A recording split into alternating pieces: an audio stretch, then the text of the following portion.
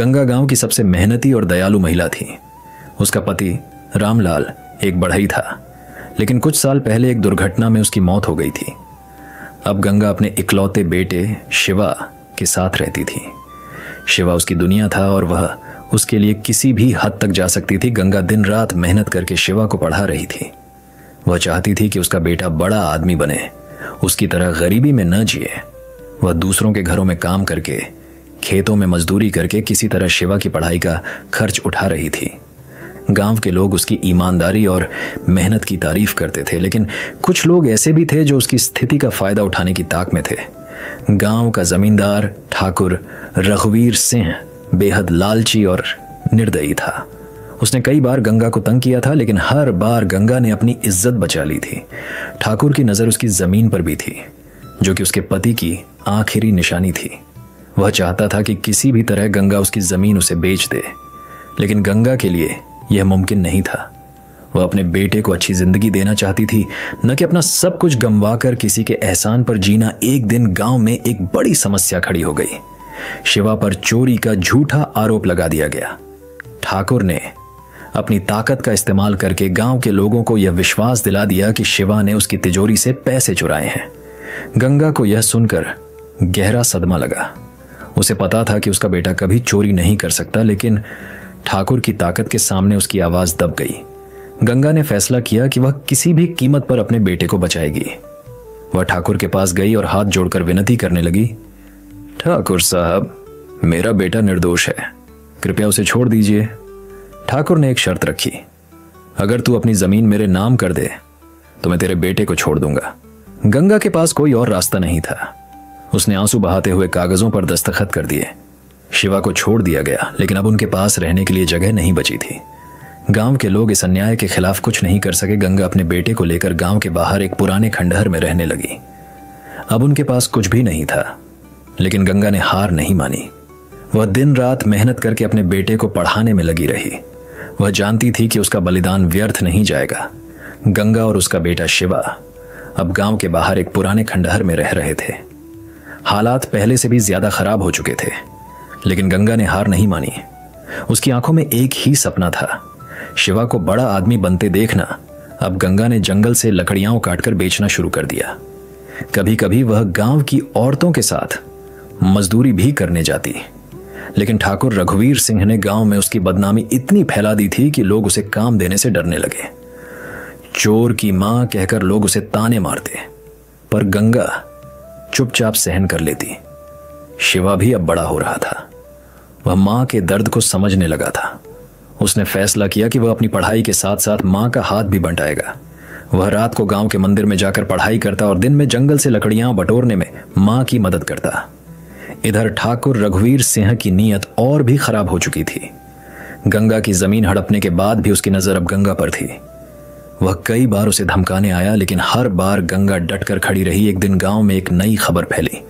शिवा ने अपनी मेहनत के दम पर कस्बे की सबसे बड़ी छात्रवृत्ति जीत ली थी।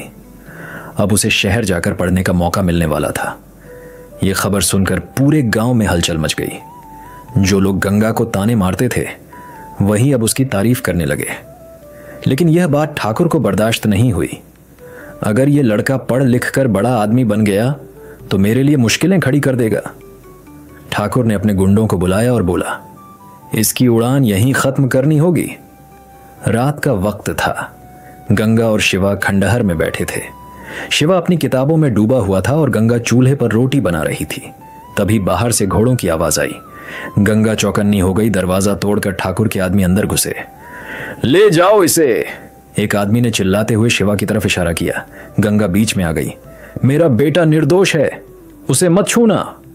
अब तेरा बेटा बड़ा आदमी बन जाएगा और हम हाथ पर हाथ रखकर देखते रहेंगे। ठाकुर के गुंडे हंसते हुए बोले। गंगा जानती थी कि यह वक्त डरने का नहीं बल्कि लड़ने का था। उसने जलती हुई लकड़ी उठाई और गुंडों पर झपट पड़ी। मेरे बेटे को कोई हाथ नहीं लगाएगा, उसने दहाड़ते हुए कहा। एक आदमी ने गंगा को धक्का दिया, जिससे वह जमीन पर गिर पड़ी। शिवा चीखते हुए मां की तरफ भागा, लेकिन तभी एक गुंडे ने उसे कसकर पकड़ लिया। नहीं, मेरे बेटे को छोड़ दो। गंगा ने जमीन से उठकर गुंडों से लड़ने की कोशिश की, लेकिन ठाकुर ने पिस्तौल निकाल ली। बहुत देख लिया तेरा नाटक। उसने गंगा की तरफ पिस्तौल तानी और ट्रिगर दबा दिया। धाएं।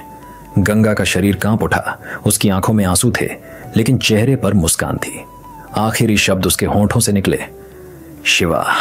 शिवा का दिल दहाड़ मारकर रोने लगा, लेकिन वह जानता था कि उसे मां की आखिरी इच्छा पूरी करनी है।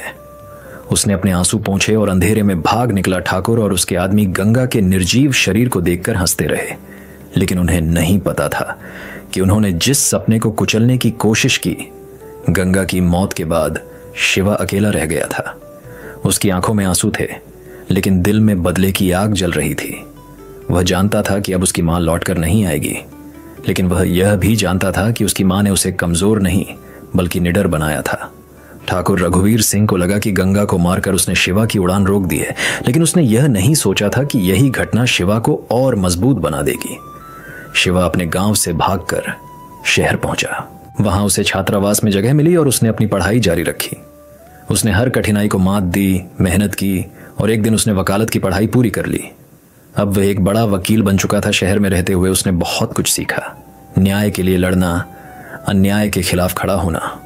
लेकिन उसके मन में एक ही लक्ष्य था, अपनी मां की मौत का बदला लेना और ठाकुर को उसके गुनाहों की सजा दिलवाना।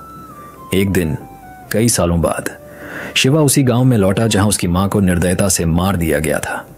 लेकिन अब वह कोई गरीब लड़का नहीं था, बल्कि एक नामी वकील बन चुका था। गांव के लोग उसे देखकर हैरान थे। जिन्होंने कभी उसे ताने दिए थे, वे अब उसकी तारीफ कर रहे थे। शिवा ने गांव पहुंचते ही ठाकुर के खिलाफ केस दर्ज करवाया।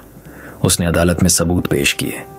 गांव के कुछ बुजुर्गों ने गवाही दी और पुराने सरकारी रिकॉर्ड ने साबित किया कि गंगा की जमीन ठाकुर ने धोखाधड़ी से अपने नाम करवाई थी। अदालत में जब केस चला तो ठाकुर को लगा कि उसकी ताकत उसे बचा लेगी, लेकिन शिवा ने हर चाल को मात दी। उसने अपनी मां के बलिदान की कहानी सुनाई, गांव के लोगों के बयान पेश किए और आखिरकार अदालत ने ठाकुर को दोषी करार दिया। जिस आदमी ने शिवा को और उसकी मां को कमजोर समझा था, आज वही आदमी हथकड़ियों में जकड़ा खड़ा था। ठाकुर को आजीवन कारावास की सजा सुनाई गई। जब शिवा गांव से निकल रहा था, उसने आसमान की तरफ देखा। उसे लगा जैसे उसकी मां उसे आशीर्वाद दे रही हो। आज वह सिर्फ अपने लिए नहीं, बल्कि अपनी मां के लिए भी जी रहा था। गंगा का बलिदान व्यर्थ नहीं गया।